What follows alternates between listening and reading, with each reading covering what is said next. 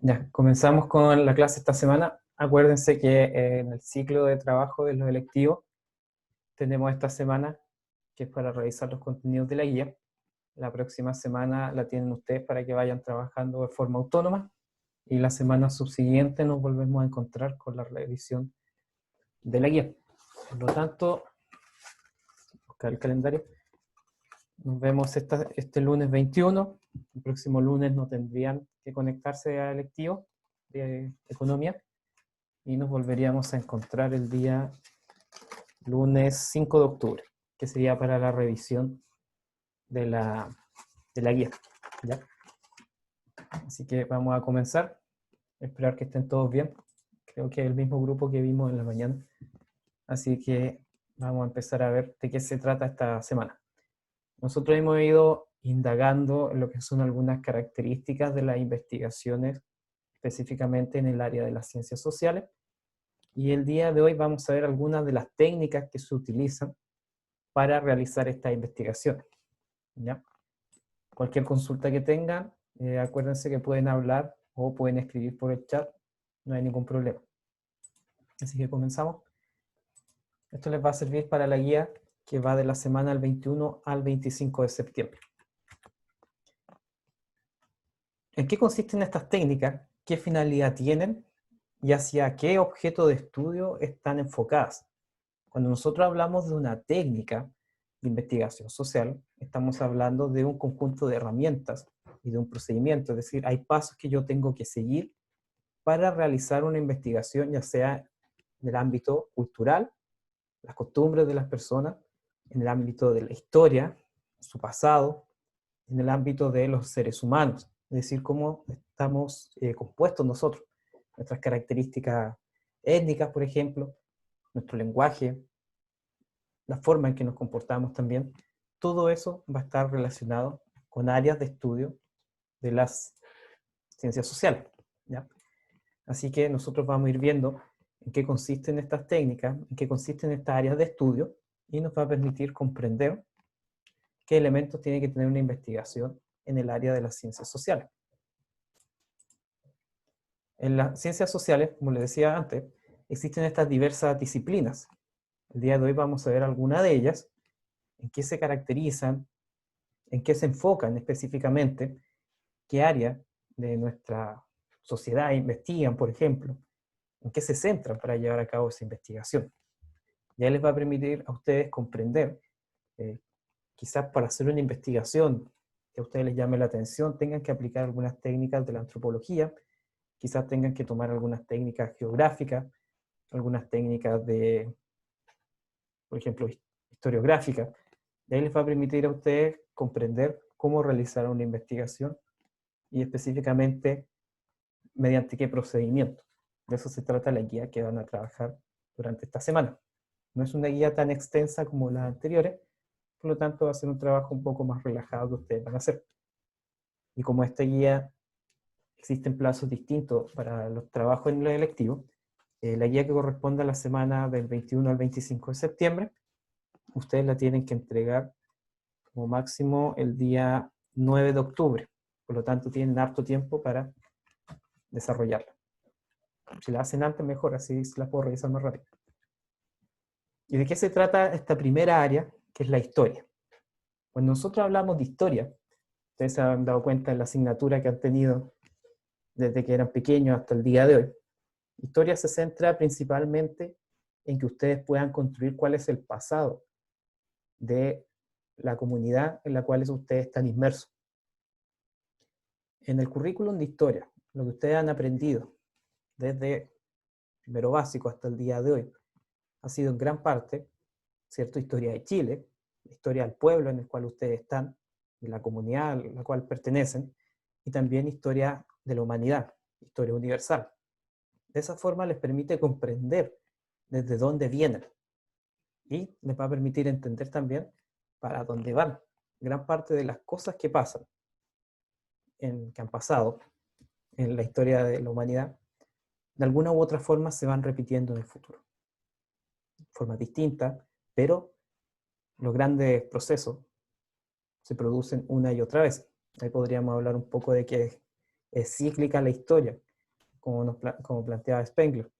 Hay elementos que se reproducen en ciclos que son largos. Y eso nos permite entender que nuestros comportamientos también se van repitiendo, ¿ya?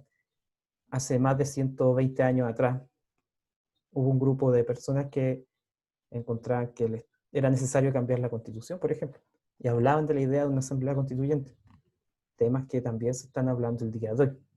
Por lo tanto, se va viendo que ciertas características se repiten. Y la historia nos permite hacer eso, nos permite construir lo que pasó en el pasado, comprenderlo, entender cómo nos comportamos en el pasado igual, y de esa forma proyectarnos hacia el futuro.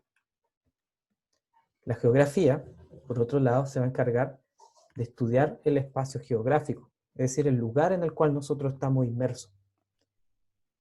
Las características del relieve, por ejemplo, los recursos naturales que están presentes, la distribución de la montaña, la distribución de islas, por ejemplo, nos permite entender cómo nosotros nos vamos comportando en el espacio físico en el cual estamos inmersos. La antropología, por otro lado, se va a dedicar a estudiar el desarrollo de la cultura y el arte en algunos grupos humanos. La antropología es una ciencia que estudia al ser humano, estudia su comportamiento, estudia sus características físicas. Yo tengo un amigo que es antropólogo y cuando hizo su tesis, después que la hizo, le tocó viajar a Perú a trabajar con restos humanos. Ellos querían identificar si las personas que habían fallecido, que estaban ahí enterradas, de qué forma habían muerto. Y su trabajo, que está dedicado al área de la antropología forense, fue estudiar las características de los cráneos que encontraron enterrados, los cuales le podía permitir entender si eran, por ejemplo, indígenas, si eran caucásicos, si eran personas de raza negra, porque nuestra estructura ósea es distinta. También en base a los huesos que fueron encontrando, les permitió comprender de qué forma había muerto esa gente. Y ahí descubrieron que habían sido ejecutados durante el gobierno de Alberto Fujimori. Les permitió comprender de qué forma esas personas habían muerto, si habían sufrido tortura y otras formas y otras vejaciones y violaciones a los derechos humanos. Por lo tanto, la antropología estudia físicamente al ser humano, también sus comportamientos, también nuestras expresiones artísticas. El arte es una forma en la cual nosotros extrapolamos nuestras costumbres. Por lo tanto, todas esas áreas son áreas que estudian la antropología. El hecho de que existan distintas disciplinas, que existan distintas técnicas, ¿significa que yo solamente voy a poder aplicar una de ellas en el momento que realizo una investigación? No, no necesariamente. Yo puedo tener un método historiográfico y esto lo puedo ir mezclando también con el estudio de la geografía. Normalmente se hace eso. Cuando alguien quiere escribir un libro de historia, yo tengo que primero colocar a las personas que entiendan el lugar en el cual esto está sucediendo. Tengo que describir el entorno, ¿cierto? Igual que una novela. Te cuenta cómo es el lugar donde se va a desarrollar la historia, las características geográficas, las ciudades, la ubicación, el clima, y después nos va contando del componente humano que existe en esas ciudades ficticias en la novela. Si alguno de ustedes leyó Game of Thrones, por ejemplo, ahí se cuenta cómo es todo el reino, qué es lo que pasa más allá de esos muros de hielo, cómo son las personas que habitan ahí. Se va contando cómo es todo el entorno, con la historia, el lugar y el componente humano. Todo esto va de la mano. Si yo quiero hacer una investigación que sea completa. Y ahora vamos a ir definiendo algunas de las áreas más específicas de investigación en las ciencias sociales. Una de las áreas que es bastante interesante es el estudio de la etnografía.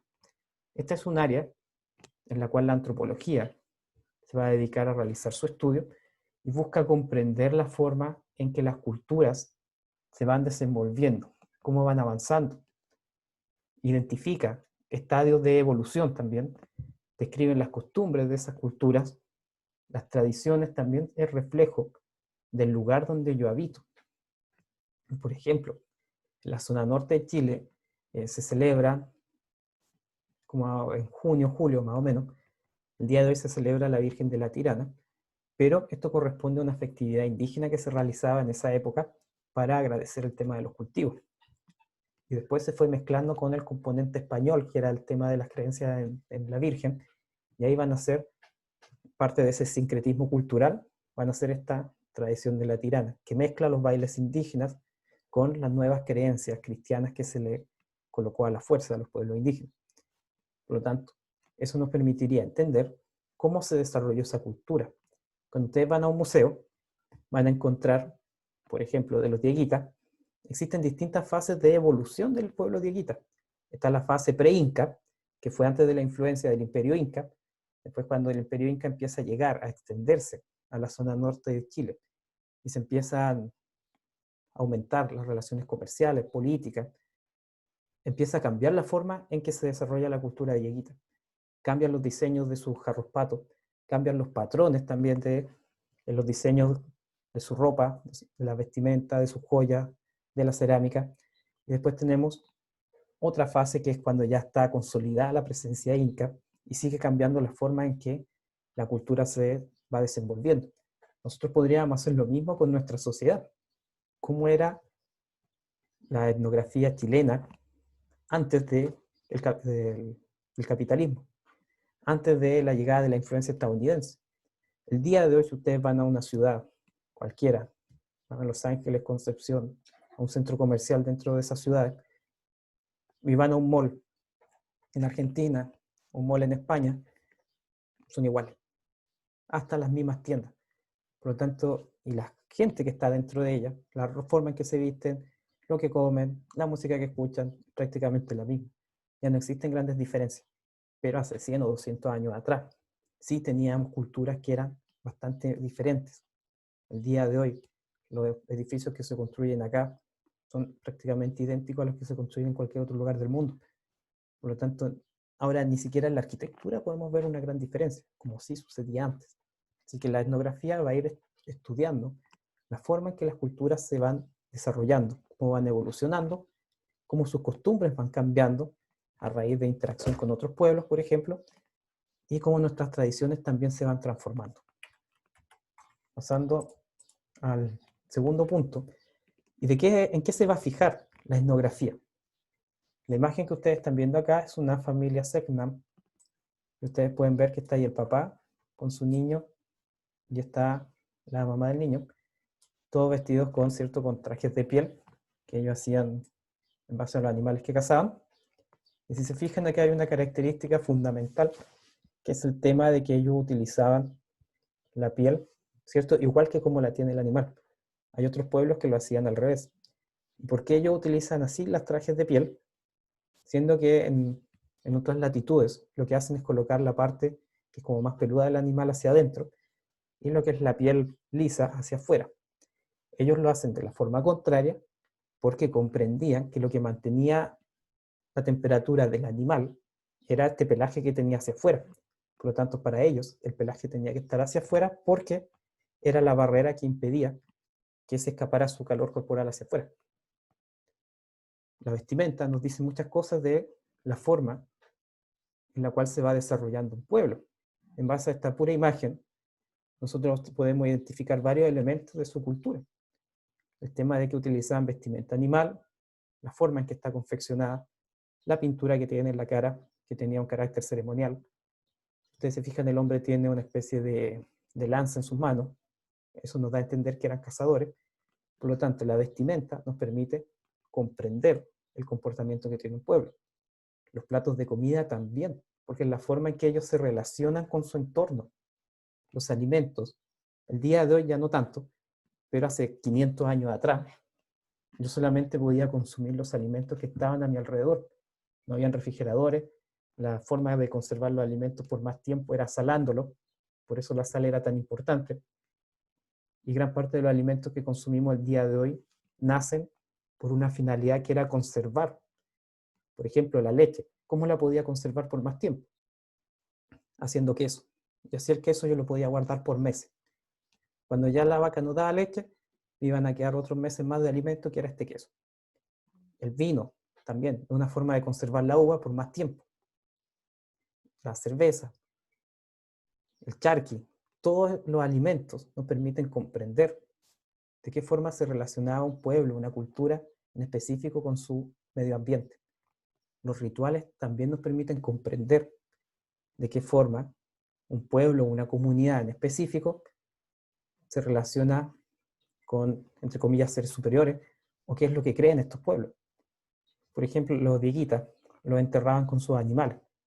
De hecho, si alguna vez tienen la oportunidad de viajar hacia el norte, en los museos van a ver que hay recreaciones de tumba y fotografías, y muestran que se cavaba un círculo en la tierra, se enterraba al dieguita, se colocaba a su llama, a su vicuña al lado, enterrada también, a veces habían perros y gatos incluso, se les colocaban alimentos, y después se enterraban. ¿Por qué? No vivos, los mataban. ¿Ya? Igual que a los faraones, que cuando el faraón moría, se enterraba todo su séquito con él. Los mataban y los momificaban y los enterraban. Los dieguitas hacían lo mismo. Ya, fallecía la persona, mataban a su vicuña, a sus animales domésticos, uno, dos o tres animales, colocaban granos, trigo, herramientas también, y los enterraban. Porque para ellos había una vida después de la muerte, y para esa vida después de la muerte tenía que irse con herramientas y con sus animales, porque si no, ¿de qué forma se la iba a arreglar allá? Después en otras culturas tenemos las culturas más nórdicas, el tema de que se les colocaban monedas en los ojos a las personas cuando fallecían y se enterraban, o antes de que las quemaran, con la finalidad de que con esas monedas pagaran la entrada al paraíso, entre comillas. Y el día de hoy llegamos ya a nuestra tradición más occidental, en la cual la persona es enterrada en el cementerio en una costosa caja de madera, lo cual tiene una finalidad claramente ceremonial. Si ustedes me preguntaran a mí me daría lo mismo, una caja de cartón nomás, si total la cuestión se va a pudrir bajo la tierra. Pero hay creencias que están entre medio, hay rituales que nos van a permitir comprender cómo las personas se relacionan con su entorno. La forma de hablar también es una característica fundamental para comprender cómo influye incluso la altura. Si ustedes escuchan a una persona que vive en una zona con mayor altitud, son personas que hablan de forma más calmada, porque como tienen menos oxígeno, les cuesta hablar rápido. Por eso es que las personas en Bolivia tienen un acento distinto, tienen una entonación diferente y también hablan de forma más pausada. Porque, por ejemplo, la ciudad de La Paz está a más de 4.000 metros de altura, hay poca presencia de oxígeno y yo tengo que hablar lento. Porque si hablo rápido, me empieza a faltar oxígeno y me empiezo a ahogar. En cambio, nosotros, los chilenos, como la mayoría vivimos en zonas que no están a más de 200 o 300 metros de altura, hablamos súper rápido, lo que nos hace modular mal, no nos comprenden mucho, pero en cambio alguien que vive en una zona con mayor altitud va a hablar más lento, más pausado y se va a entender mejor. Y todos esos elementos nos permiten comprender características de la persona. Ustedes, por la sola forma en la que habla un ser humano, podrían sacar por conclusión si vive en un lugar cerca del mar, si vive en un lugar que esté en los cerros, en las montañas, por lo que come también, pueden saber dónde habita esta persona, por cómo se viste, también yo puedo saber de dónde proviene una persona. Así que todos esos elementos nos permiten identificar y diferenciar a un grupo humano de otro. Y en esas cosas se va a fijar el tema de la etnografía. También nos invita la etnografía a la observación. Por eso les digo que es fundamental el tema de observar e identificar características diferenciadoras. Por ejemplo, ustedes con solo ver a una persona que usa lente, al tiro pueden sacar por conclusión de que esa persona lee mucho o que nació con problemas de visión y que necesita los lentes, ¿cierto?, para ver. También por la forma en que una persona se viste, podrían llegar a saber incluso a qué actividad se dedica principalmente, por la forma en que habla, por lo que come, podrían saber dónde vive esa persona, por ejemplo. Entonces ahí tenemos muchos elementos que nos permiten identificar y describir estos grupos humanos. Así que por eso es importante la etnografía. ¿Qué es lo que tenemos que hacer si es que queremos hacer una investigación etnográfica? Supongamos que ustedes quieran hacer un catastro de las costumbres y tradiciones típicas de una habitante de Laja. ¿Qué es lo que diferencia a alguien de Laja, de alguien de Concepción, de alguien de Santiago, de La Serena? ¿Qué es lo que hace característica a una persona de Laja en cuanto a la forma de vestirse, lo que come, cómo habla? Y ustedes pueden que noten diferencias, que no se den cuenta porque están inmersos en ese ambiente. Pero si empiezan a hacer este estudio, se van a empezar a dar cuenta que hay elementos que diferencian a una persona que habita en Laja de alguien que habita en otra latitud. ¿Y qué es lo que tenemos que ir haciendo? En primer lugar, como es un trabajo que se trata de la observación, tengo que ir registrando la información. Por ejemplo, la hora en que la persona se levanta, la hora en que sale de su casa para irse a trabajar o al colegio, a la hora que va al supermercado. Cuando va al supermercado, ¿qué es lo que compra la persona? Cuando compra, ¿qué es lo que pasa con ella? A mí me pasó el año 2018, cuando volví a Laja, que me llamó mucho la atención una especie de obsesión que había en Laja con las bolsas de plástico, que todo era en bolsas de plástico. Como no había en esa época ninguna ordenanza ni ley que las prohibiera, yo veía que había gente que iba al supermercado, compraba pan, se lo daban en una bolsita de papel, el pan caliente lo llevaba adentro, y después pagaba y pedía una bolsa de plástico para meter la otra bolsa donde ya llevaba el pan. Y después veía cómo la persona iba con su bolsa toda empañada y seguramente le llegaba el pan todo lativo de la casa. Pero en general existía una obsesión por las personas por envolver todo en bolsas de plástico. Yo siempre llevaba una bolsa de género cuando iba a comprar y me llamaba mucho la atención que la gente pidiera bolsas de plástico siempre y que nadie llevara bolsa. De hecho, el empaque en el supermercado me quedaba mirando raro a veces porque no le pedía bolsas de plástico, para él era algo extraño. Y para mí eso fue un elemento diferenciador de la gente que vive en Laja. Algo súper simple. Pero eso nos permite entender comportamientos que son distintos y que nos va a permitir entender quizás que eso está relacionado a un sentido más efímero de lo que es la compra, de la vida, quizás una poca valoración del medio ambiente. Y eso también nos serviría para explicar por qué estaba tan sucia la laguna en esa época, dentro de otras cosas. Así que es importante registrar la información e irla organizando. Y además, aparte de esto, es muy importante que nosotros vayamos detallando lo que son las rutinas, las observaciones que hagamos, registrar en qué momento se producen, en qué hora, en qué momento del día de la persona. Por ejemplo, cuando va a trabajar, hace cierta cosa. Cuando va al liceo, hace cierta cosa. Cuando va al centro, ¿qué es lo que hace una persona cuando va al centro? Por ejemplo, nadie se demora más de media hora en ir al centro en Laja, por ejemplo. Entonces va a demorar a alguien en ir al supermercado, en ir a hacer un trámite. Y eso también nos permite comprender que quizás la forma en que se ve el tiempo en una ciudad que es más pequeña es distinta a la concepción del tiempo que se tiene en una ciudad más grande, donde para cualquier trámite, por muy pequeño que sea, te va a demorar más de 2 horas. Entonces la concepción del tiempo en esa ciudad va a ser diferente a la concepción del tiempo que yo tengo en una ciudad que es más pequeña, donde puede que pase más lento, o yo sienta que pase más lento, no es que pase más lento. Pero mi percepción es que el tiempo es más lento en una ciudad más chica, porque me demoro menos en hacer las cosas que tengo que hacer. En cambio, en una ciudad grande, siempre se siente que falta tiempo, porque para cualquier cosa que haga, me voy a demorar 2 o 3 horas. Entonces eso nos permite entender los comportamientos que van a tener las personas, las actividades que las personas también van a realizar, y ahí vamos a ver cuál es la área que nos va a interesar de mejor manera. Como ejemplo, se podría llevar a cabo una investigación comparativa en cuanto a la valoración del tiempo libre que una persona tenga en una ciudad pequeña y en una ciudad grande. En Laja hasta el día de hoy hay mucha gente que va a almorzar a sus casas, por ejemplo, en el horario de colación alcanza a ir a su casa, pero en una ciudad más grande, incluso en Los Ángeles, que no es una ciudad tan grande, muchas de las personas no pueden hacer eso, porque la distancia de forma inmediata significaría que gastaréis todo el tiempo de colación en ir a tu casa. En cambio, en Laja hasta el día de hoy hay cientos de ustedes que todavía lo hacen.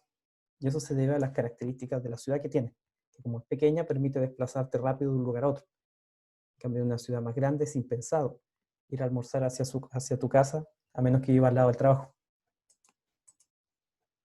La segunda técnica tiene que ver con la historia oral. Antes de que existiera la escritura, Las historias se iban transmitiendo de generación en generación. Se transmitían en fogatas, se transmitían cuando el anciano del pueblo se reunía con los más jóvenes y les contaba las historias de la creación de la tierra, la historia de cómo habían cazado un mamut, y todas estas historias se iban contando de esa manera. Y después esos niños que lo escuchaban, se lo aprendían, y se lo contaban a su hijo, y así sucesivamente. ¿Cuál es el problema que tiene la historia que no es escrita? Es que a lo largo del tiempo va variando la versión. Es lo mismo que pasa cuando jugaban ustedes en el colegio, cuando se hacía un círculo y se le contaba algo a una persona y esa persona se le iba contando a la otra y hacía lo siguiente. Y al final terminaba llegando algo nada que ver con el mensaje inicial. No me acuerdo cómo se llama eso, creo que le decían en el teléfono. Esa es una de las desventajas que tiene la transmisión de la historia de forma oral. Que cuando yo cuento algo, sí o sí les voy a cambiar algunas cosas, y no porque quiera, sino porque cuando uno memoriza algo, cuando uno aprende algo, lo acomoda a lo que ya sabe, entonces ahí le voy a ir cambiando cosas y lo voy a modificar para que sea más fácil de recordar. ¿Qué es lo que tiene que tener un registro de historia oral para que sea válido? Es tratar de ir... Bueno, Juan ha tenido la ventaja de que siempre ha llegado a la misma historia, pero la mayoría de las veces el mensaje se va tergiversando. Lo importante que tiene esta historia oral es que nos permite conocer testimonios de personas a los cuales probablemente, si vemos la historia oficial, por ejemplo, el típico libro de Historia Rojo de Walterio Villar, es la historia de los grandes personajes. Es la historia de O'Higgins, de Carrera, Manuel Rodríguez, Balmaceda. Es la historia de presidentes, de generales, pero en cambio los testimonios orales es la historia de personas normalmente comunes y corrientes. Es como la historia más cercana al pueblo, a las personas que vivieron los hechos. Y por eso es que es tan rica en cuanto a ese elemento. Nos permite comprender el pasado desde un punto de vista ya de una persona común y corriente. No es la visión de Sebastián Piñera del plebiscito del 25 de octubre, sino que comprender la visión que tiene Juan Contreras, por ejemplo, del plebiscito del 25 de octubre, o sea, la visión de un estudiante. Es una forma distinta de ver la historia al día de hoy, se utiliza bastante, y hay muchos historiadores que trabajan con este método, porque es un método más cercano a lo que pasa con las personas. Y eso es lo que se quiere comprender el día de hoy, principalmente cómo ve una persona común y corriente los grandes sucesos, y no necesariamente un presidente, o un general, o un político importante. Y una de las principales ventajas de este método es que logramos ver la historia de los protagonistas también, que muchas veces no son las personas a las cuales se termina preguntando para realizar un libro o una investigación finalmente. Y a través de la experiencia, de su propia experiencia, nos cuentan lo que vieron, lo que vivieron, desde la perspectiva de una persona común y corriente. Y eso le da mayor validez a algunos relatos. Ahora pasamos a los tipos de experiencias que hay. Tenemos experiencias que son individuales. Por ejemplo, cuando hablamos de memoria individual, es algo que te tocó vivir a ti. A ti por ti solo. Por ejemplo, la forma en que tus papás vivieron el terremoto del 2010. ¿Qué es lo que estaba haciendo el día que fue el terremoto? ¿A dónde te pilló? ¿De qué forma reaccionaron? En cambio, cuando hablamos de memoria colectiva, es lo que todo el mundo recuerda que sucedió en ese día, en ese momento.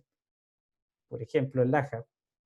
Yo estaba en Laja cuando fue el terremoto del 2010 y todas las personas vieron que la laguna subió. O todo el mundo vio que hubo demasiado rocío después del terremoto. Las personas que estaban cerca de la laguna vieron que bajó un poco y que después como que se elevó nuevamente. En ese caso en específico, cuando hablamos de memoria individual, sería lo que vivimos cada uno de nosotros en el interior de nuestra casa, con nuestra familia, y cuando hablamos de memoria colectiva sería lo que vivió los vecinos de la calle. Las rondas que hacíamos en la noche con los vecinos, las fogatas que se hacían. Eso podría ser parte de la memoria colectiva, y lo individual sería lo que yo viví dentro de mi hogar con mi familia. Y en base a esos dos tipos de relatos, yo puedo ir sacando ya una conclusión más general de lo que pasó. Porque si voy a utilizar esta técnica de ir entrevistando a personas, es fundamental que yo entreviste a varios. Porque si yo le pregunto a una sola persona, puede que ella tenga una visión totalmente errónea de lo que sucedió. En cambio, si tengo 6 o 7 relatos, ahí voy a poder sacar, entre esos 7 o 6 relatos, una idea general de lo que sucede. Así que por eso es importante siempre considerar estos dos elementos. Y finalmente vamos a pasar al ámbito de la geografía, donde en primera instancia, antes de que existieran los satélites, las personas recorrían las costas, los territorios, y iban dibujando prácticamente al ojo las fronteras, el relieve, las costas. Era por lo que ellos veían, y en base a mediciones bastante rústicas que hacían cuadrando con las estrellas. Pero era muy difícil lograr hacer un mapa que fuese 100% preciso. El día de hoy ustedes entran a Google Maps y pueden ver una imagen satelital que es 100% exacta. En cambio, hace 500 años atrás era imposible. De hecho, les voy a mostrar algunos mapas mundi que son del año 1544, que son bastante singulares y que nos va a permitir entender esta idea de que la cartografía en primera instancia llevaba lo que la gente imaginaba, lo que la gente veía y que pensaba de algunos lugares, lo llevaban y lo plasmaban en un papel. El mapamundi que está acá a continuación fue hecho en el año 1544. ¿Ya? La persona que lo hizo se llamaba Urbano Monte y vivía en Milán. Él va a hacer su mapamundi a través de lo que le contaban otras personas que habían ido a distintos lugares. No fue en base a un viaje que él realizó, no. Fue en base a lo que le contaban de. Por ejemplo, una persona había ido a Japón, le contaban, no, Japón es de esta forma, las montañas tienen estas características, cuando llegué en barco, el muelle de la ciudad de Tokio era de este tamaño. Todo el mapa lo fue haciendo en base a esos relatos. Si ustedes se fijan, a diferencia del mapa mundi actual que nosotros vemos, este mapa mundi que él realiza va a tener como centro el Polo Norte, porque de esa forma él va a poder lograr, podríamos decir, cubrir toda la esfera terrestre. Si bien el mapa está acá, ¿cierto?, representado de forma plana, no quiere decir que él haya pensado que la Tierra era plana. De hecho, después de los viajes de Magallanes, muy pocas personas van a pensar que la Tierra era plana en esa época. Ya afortunadamente no tenían YouTube como para llegar a esas conclusiones. Si ustedes se fijan, la Antártida, como pregunta Juan, está en todo el borde del plano. En la parte exterior está lo que corresponde a la Antártida. Y en el centro estarían los demás continentes. Les voy a hacer una raya ahí encima para que no pillo la herramienta. Ya no importa. Pero lo que está al borde del mapa es lo que correspondería a la Antártida. Les voy a mostrar algunas imágenes más cercanas del mapa.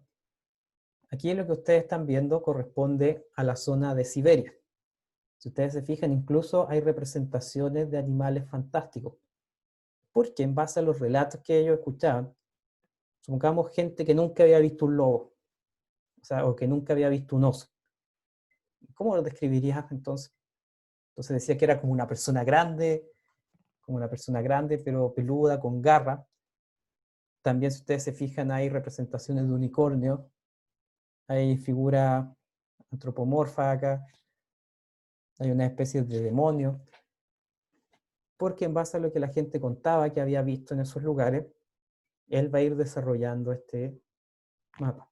Y como no existían, habían animales que no se tenía idea que existían, eran muy difíciles de describir, y puede que ese unicornio que está ahí, en realidad haya sido un ciervo.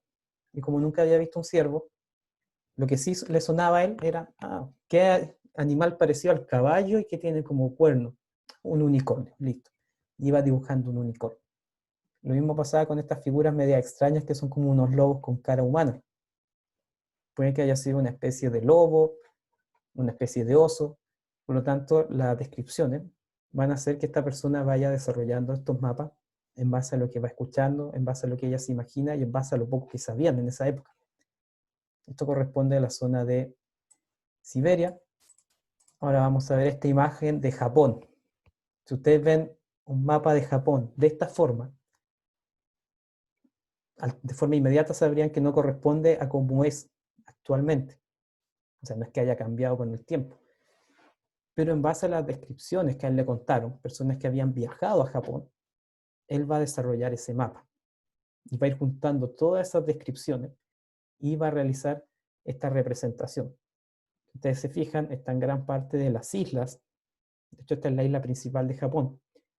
Pero la forma que tiene, claramente es bastante, no tiene nada que ver con la forma que nosotros sabemos que corresponde a Japón actualmente. Pero en esa época no existían satélites, por lo tanto la forma de ir desarrollando la cartografía era principalmente al ojo, en base a relatos, y por eso es que tenían unas figuras tan extrañas. Y esto corresponde a la costa de Venezuela. Si fijan, incluso sale representado un monstruo, porque para ellos existían lugares en el mar, en los cuales había muchos naufragios. Supongamos que en la costa de Venezuela siempre se habían hundido los barcos. Por lo tanto, para ellos, con la cosmovisión que tenían en la época, una cosmovisión en la cual se creía en la existencia de animales fantásticos, para ellos la razón por la cual los barcos se hundían claramente no iba a ser por mal tiempo, quizás porque habían algunos islotes entre medio que no se alcanzaban a ver, no. Para ellos la explicación lógica era la existencia de animales fantásticos o criaturas mitológicas que atacaban a las embarcaciones. Y acá en este mapa lo que se está representando es que claramente esa era una zona que había que evitar porque era una zona muy peligrosa. ¿Y por qué era peligrosa? Porque existían criaturas que podían atacar los barcos y hacerlos naufragar. Si ustedes se fijan, la cartografía, en primera instancia, era ir llevando al papel, representando lugares que existían físicamente, que el día de hoy nosotros ya no tenemos que hacer ese trabajo de forma tan detallada, porque existe la satélite y un montón de herramientas, pero hace 500 años atrás era un trabajo que había que hacer prácticamente imaginándose lo que te relataba otra persona que sí había ido hacia ese lugar. ¿De dónde proviene este término cartografía?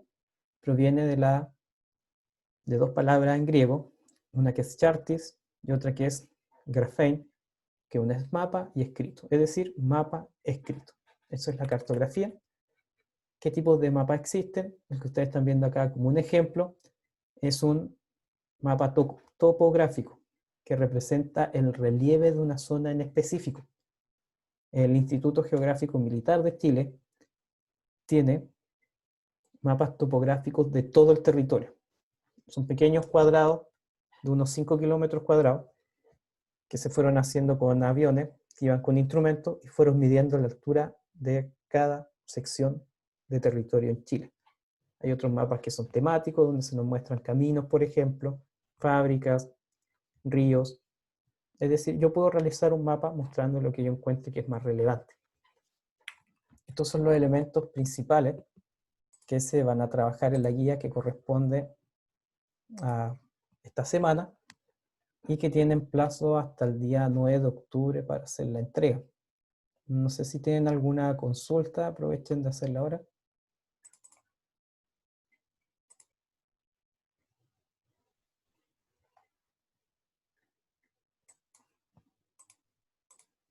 Pueden escribir por el chat.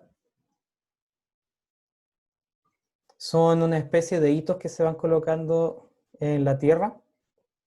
Se colocan normalmente a las orillas de las carreteras para medir los kilómetros.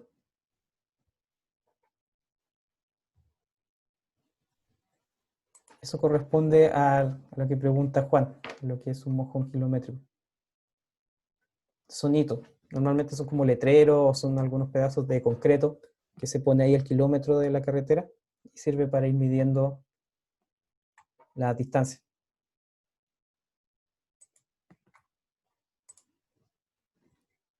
¿Alguna consulta?